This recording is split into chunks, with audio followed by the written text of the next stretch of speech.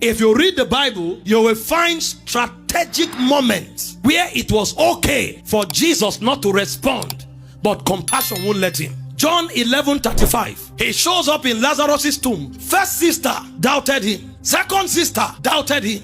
It was justifiable for him to walk away.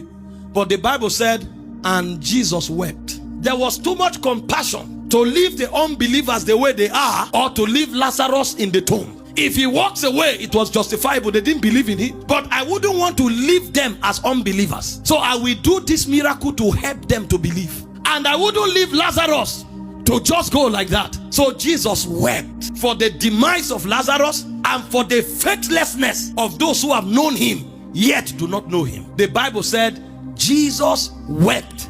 The moment he said Jesus wept, action began. Up until 41, where he shouted, Lazarus, come forth.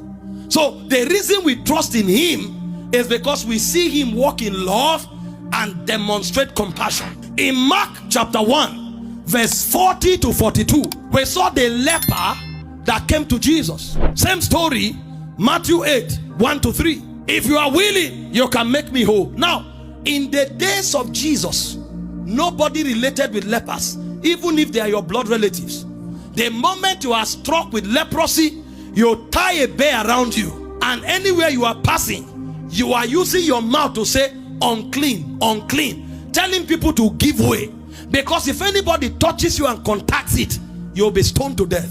So Jesus had every right to neglect the leper, but compassion won't let him.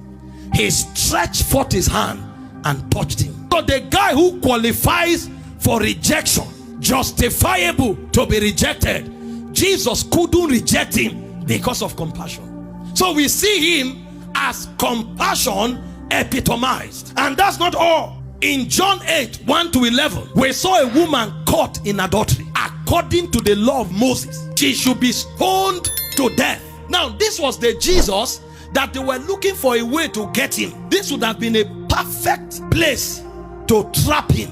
And they came to him and told him this woman was caught in adultery in the very act. That means we caught her in the action. It's not an accusation. Moses says she should be stoned to death. What do you say? They want him to defy the law of Moses so they can kill him.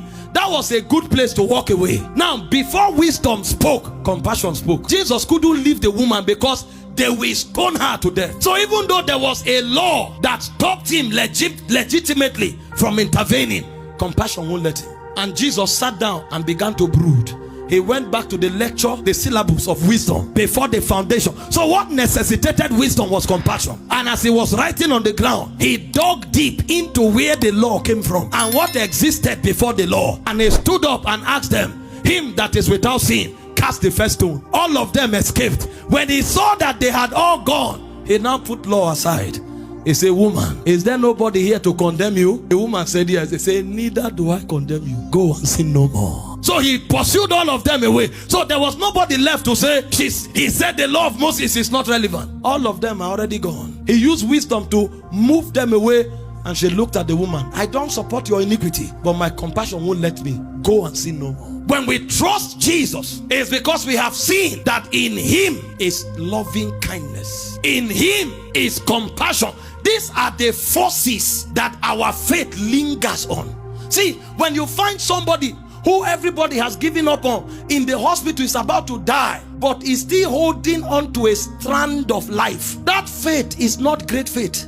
That faith is faith standing on compassion. He knows that one way or the other, God will remember him. One way or the other, God will see him. See, when you see people who give up early, they don't know the compassion of God. The reason some of us linger in our faith is because somewhere in our heart, we know God is loving. His love won't let him let me go. If you don't know these things, your faith will not be effective. Your faith will not be potent. Paul said God commends his love towards us, that while we were yet sinners, he said Christ died for us.